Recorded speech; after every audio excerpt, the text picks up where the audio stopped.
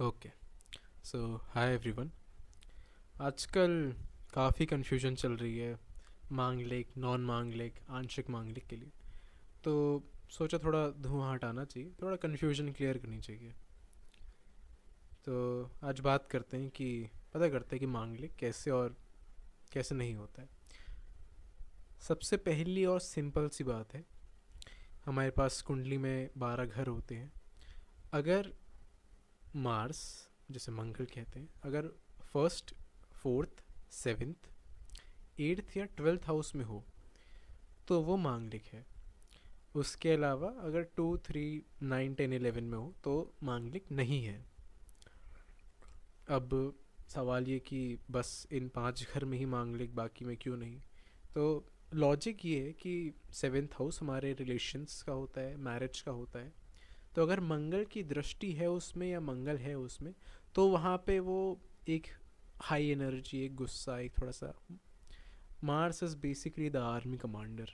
तो वहाँ पे वो थोड़ी सी वैसी सिचुएशन बनाया रहता है, गुस्सा वाली। अब जैसे एक केमिस्ट से समझते हैं। ओके। तो अगर जैसे मंगल फर्स्ट हाउस में बैठा तो अपनी सेवेंथ दृष्टि से सीधे सेवेंथ हाउस को देखेगा। फोर्थ हाउस में बैठा तो फोर्थ दृष्टि से देखेगा। सेवेंथ हाउस में खुद ही बैठा है तो खुद ही है। एट्थ हाउस, क्योंकि सेवेंथ हाउस का गेंस होता है, ससुराल भी यहीं से देखा जाता है, इसीलिए इसे भी मांगलिक कंसिडर करते हैं। ट्वेल्थ हाउस में वो आठवीं दृष्टि से देखता है सेवेंथ हाउस को, तो इसलिए उसे भी मांगलिक कंसिडर करते हैं। कुछ विद्वान जो, जिनको अगर अपनी लड़की की शादी करवानी ही होती है, तो वो सेकेंड हाउस के मंगल को भी मांगलिक कंसिडर करते हैं। वो क्यों करते हैं उसका रीज़न है साउथ इंडिया से। साउथ इंडिया बेसिकली कंसिडर करता है सेकेंड हाउस के मंगल को, क्योंकि साउथ इंडिया में बहुत लंबे टाइम तक प्रचलन रहा एक्सटेंडेड फैमिली का साथ में रहने का, इसीलिए वो सेकेंड हाउस के मंगल को कंसिडर करते हैं। नॉर्थ इंडिया में नहीं करते हैं, कैसे भी नहीं करते हैं, क्योंकि अब ट्रेंड ऐसा आ चुका है कि न्यूक्लियर फैमिली में ही सब रहते हैं। एक्सटेंडेड फैमिली के साथ में रहने कल्चर धीरे धीरे ख़त्म ही होता जा रहा है। और एक और बात, सेकेंड हाउस का मंगल किसी भी तरह से सेवेंथ हाउस में दृष्टि नहीं देता, वो एट्थ हाउस में ससुराल में दृष्टि देता है। सो मूविंग ऑन, एक और चीज़ है जिसे कहते हैं अस्त का मंगल, कंबस्टेड मंगल को मांगलिक कहते हैं, which is also not right. जितना मैंने अपनी स्टडीज़ में, अपने करियर में देखा है, लगभग 1000 चार्ट्स होंगे, तो उसमें यही देखा है मैंने कि प्रैक्टिकली जिसका भी मंगल कंबस्टेड है, उसने अपनी ज़िंदगी में अपने ही हाथों से, अपने ही गुस्से की वजह से अपना ही काम खराब किया है। वो गुस्से में कंबस्टेड मंगल कुछ भी बोल देता है, कुछ भी कर जाता है, बाद में फिर रिग्रेट करता है। सीधी सी बात है, इसीलिए कंबस्टेड मंगल के अंदर गुस्सा इतना है कि उसे नॉन मांगलिक कहना तो बिल्कुल भी ठीक नहीं होगा। तो मैं उसे प्रॉपर मांगलिक के ही कैटेगरी में डालता हूँ। आंशिक के साथ अगर बाकी चीज़ें, वीनस जुपिटर अगर सपोर्ट कर रहा है तो शादी ठीक है, वरना तो कंबस्टेड मंगल तो थोड़ा सा गुस्सा ज़्यादा ही होता है, नॉर्मल से ज़्यादा होता है, अनटिल एंड अनलेस जुपिटर का प्रभाव हो। वो हम आगे बात करेंगे कैसे होता है। अगर जुपिटर का वो होता है तो फिर ये कंट्रोल्ड हो जाता है, थोड़ा ठीक हो जाता है, वरना तो फिर तो भाई ये बस लड़ने की मूड में ही रहता है कंबस्टेड मंगल। आगे बढ़ते हैं, अब एक चार्ट से समझते हैं कि आंशिक मांगलिक कैसे देखा जाता है। तो ओके, सेकेंड। हाँ, तो हमारे पास ये एक चार्ट हम निकाल लेते हैं। यही निकाल लेते हैं। तो ये हमारे पास एक कहाँ कज़न का चार्ट है। तो इसमें हम ये देखते हैं कि आंशिक मांगलिक कैसे है। आंशिक मांगलिक के लिए सबसे पहली कंडीशन तो ये होनी ही चाहिए कि मंगल जो है वो 1, 4, 7, 8, 12 हाउस में होना ही चाहिए, जो कि इसमें है फर्स्ट हाउस में। इसके अलावा जो कंडीशन मांगलिक और एक आंशिक मांगलिक को डिफरेंशिएट करती है वो तीन है। सबसे पहला, या तो मंगल पर जुपिटर का प्रभाव हो। प्रभाव मतलब या तो जुपिटर साथ में बैठा हो मंगल के, जैसे इसमें है, या तो मंगल दृष्टि देता हो या तो गुरु दृष्टि देता हो मंगल के ऊपर। जैसे अगर जुपिटर यहाँ बैठ गया या यहाँ बैठ गया यहाँ बैठ गया तो वो 5 7 9 से अपनी दृष्टि देगा मंगल के ऊपर, which is also नलिफाइज that.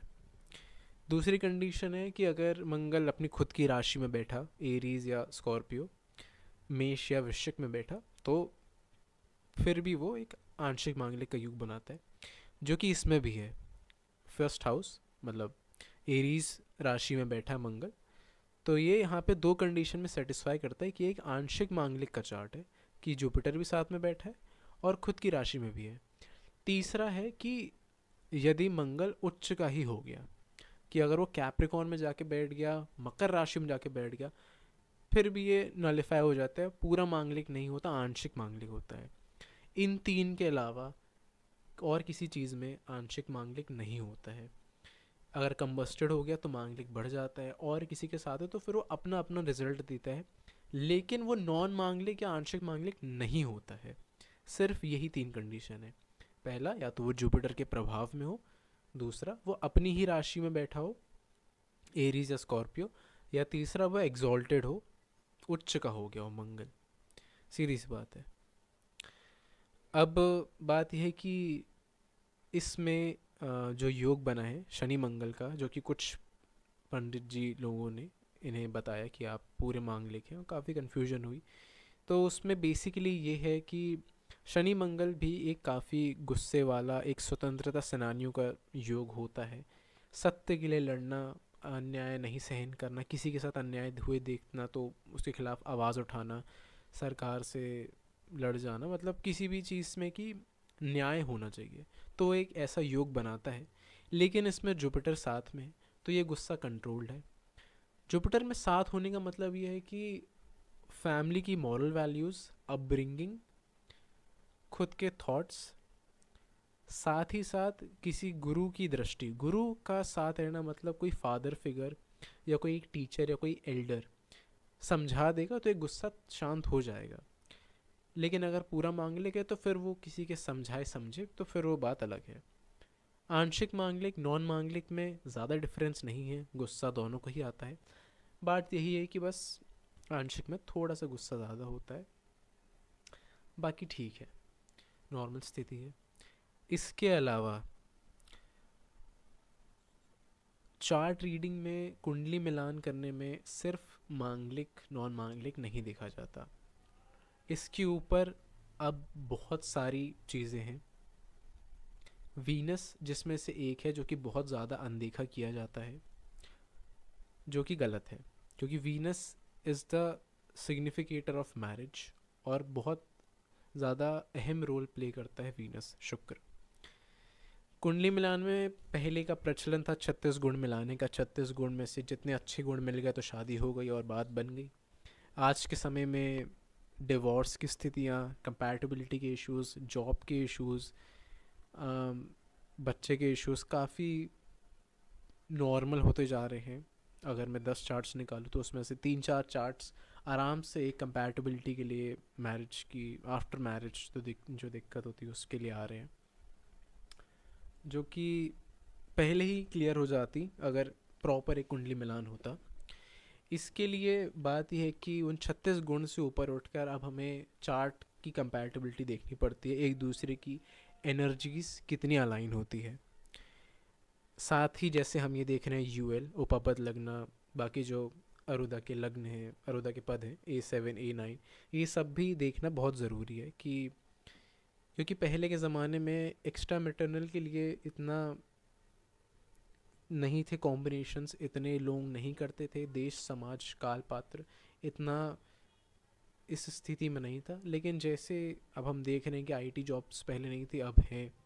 Divorce पहले नहीं होता थे, अब ज़्यादा हो रहे हैं, और अब चीटिंग के चीज़ें ज़्यादा हैं। यहाँ पर ज़रूरत पड़ती है कि हम ये सब कुछ देखें और हम समझें कि और सामने वाले को बताएं भी कि इसमें चीटिंग के चांसेस हैं, नहीं हैं, या जो भी स्थिति है। इसीलिए शादी करने से पहले प्रॉपर एक कुंडली मिलान का एनालिसिस बहुत ज़रूरी है। सिर्फ नाड़ी देखना, भकूट देखना और 36 गुण मिलाना इनफ नहीं है इस समय। तो ठीक है, that's it for today. I will see you in the next one. जय श्रीमन नारायण।